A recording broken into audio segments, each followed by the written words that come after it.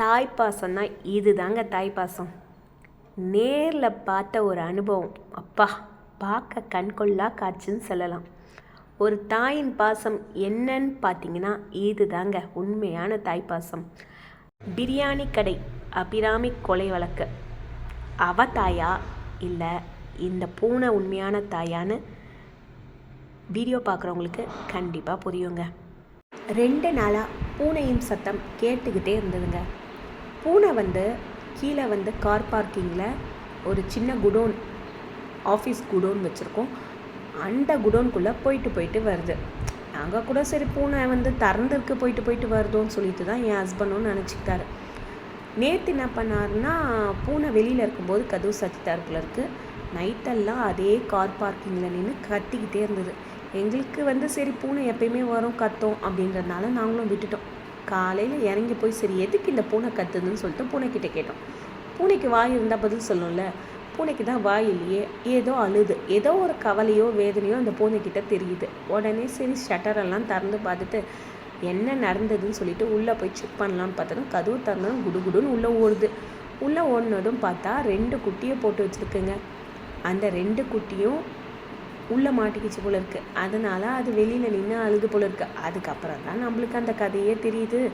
சரி அதோடைய குட்டி கோசம் அது வெளியில் நின்று அழுது இருக்க போல இருக்குன்னு நினச்சிக்கிட்டு அந்த குட்டியும் அதுவும் ஒன்றா சேர்ந்ததுக்கப்புறம் அதுங்க கொஞ்சிக்கிட்ட குழாவெல்லாம் பார்க்கும்போது ஐயோ, பிரிஞ்சு போன தாயை நினச்சி அந்த குட்டிங்களும் அந்த தாயும் அந்த குட்டிங்களை அரவணைக்கிற விதமும் பார்க்கும்போது கண்ணே கலங்குங்க.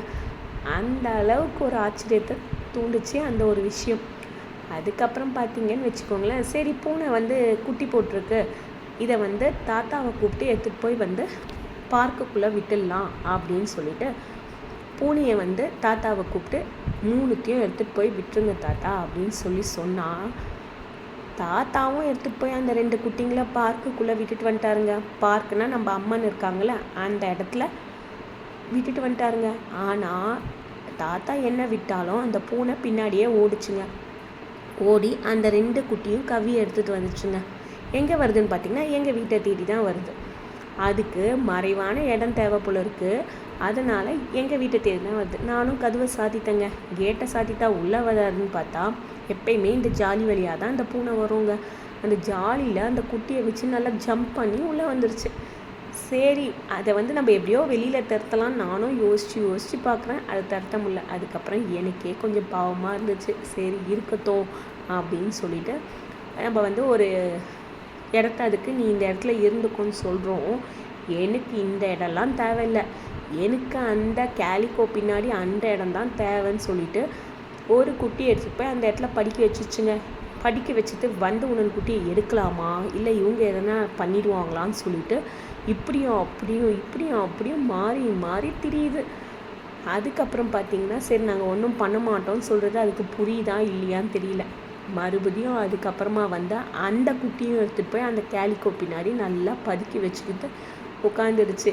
அந்த இடத்துல தான் அதுங்களுக்கு ரொம்ப பிடிச்சிருக்கு போல இருக்குது. நாங்கள் இங்கே கார் பார்க்கிங் அங்கே இங்கே கூட விட்றோம், எனக்கு இந்த இடம்லாம் வேணாம், எனக்கு அந்த இடம் தான் வேணும் அப்படின்ட்டு நம்ம ஷட்டரை திறந்தாலே அது குடுகுடுன்னு என்னமோ அது வீட்டுக்குள்ளே போகிற மாதிரி குடுகுடுன்னு உள்ளே ஓடிக்குது. அந்த கேலிக்கோக்கு பின்னாடி உட்காந்துக்குது. சரி பரவாயில்ல இருக்கட்டும்னு சொல்லிட்டு நாங்களும் விட்டுட்டு வந்துட்டோம். ஆனால் தாய்ப்பாசம்னாலும் தாய்ப்பாசம், உண்மையான தாய்ப்பாசத்தை நேரில் பார்த்த காட்சி அற்புதங்க. பூனையின் இந்த பாசம் நம்ம உடம்பையே அந்த அளவுக்கு இருந்தது.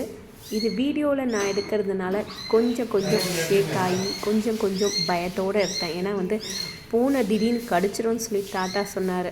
ஏன்னா நம்ம அதை பிரிக்கிறோம் அப்படின்றதுனால அந்த பயத்தோடு எடுத்ததுனால இப்படியும் அப்படியும் ஷேக் ஆகிருக்கும். ஆனால் நான் நேராக பார்த்ததுனால இந்த வீடியோவில் பூனையுடைய பாசம் நம்மளுடைய பாசத்தையே மிஞ்சிருச்சுன்னு சொல்லலாம்.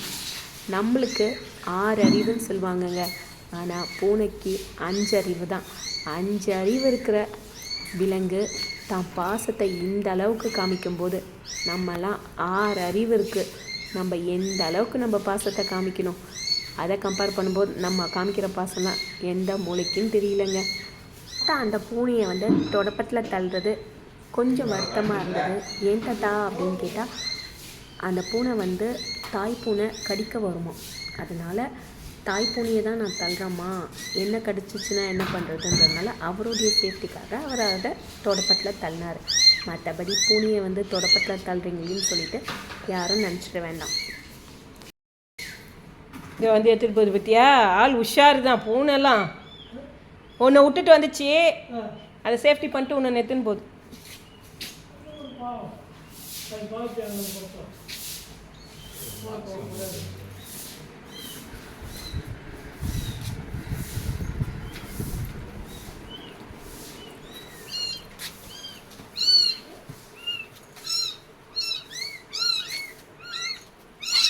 நீ வச்சுக்கோ வச்சுக்கோ வச்சுக்கோ.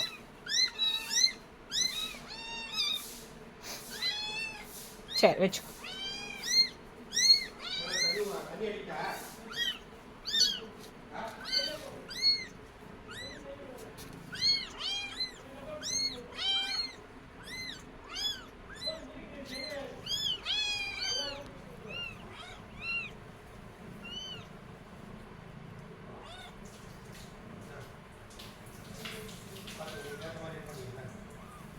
அது பேர்